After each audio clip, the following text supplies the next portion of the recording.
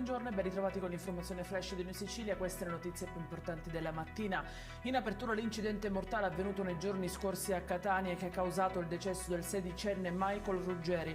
Il giovane si trovava su uno scooter quando si sarebbe scontrato con un'auto. L'associazione Vittime della Strada e Sicilia Risvegli con a capo Pietro Crisafulli chiede un immediato incontro con il sindaco di Catania. E rimaniamo in tema di incidenti stradali. Un altro siciliano ha perso la vita nelle scorse ore a seguito di un sinistro in provincia di Ascoli Piceno. La vittima è Cristian Laferla, 49enne originario di Caltanissetta, ma residente a Monte Silvano.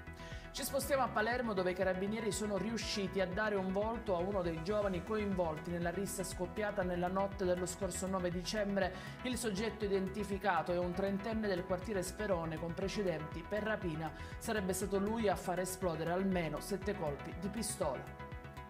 Doppietta di auto divorate dalle fiamme ad Agrigento. Si tratta di due episodi differenti che pare non abbiano alcun collegamento. Il primo incendio, l'ultimo in ordine temporale, si è verificato vicino il cinema Concordia. L'auto era posteggiata in via Francesco Crispi.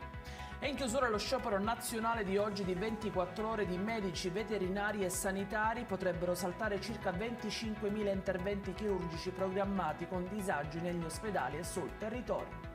I dettagli su queste notizie li trovate sul nostro sito www.noisicilia.it e sui nostri canali social. Arrivederci e a più tardi.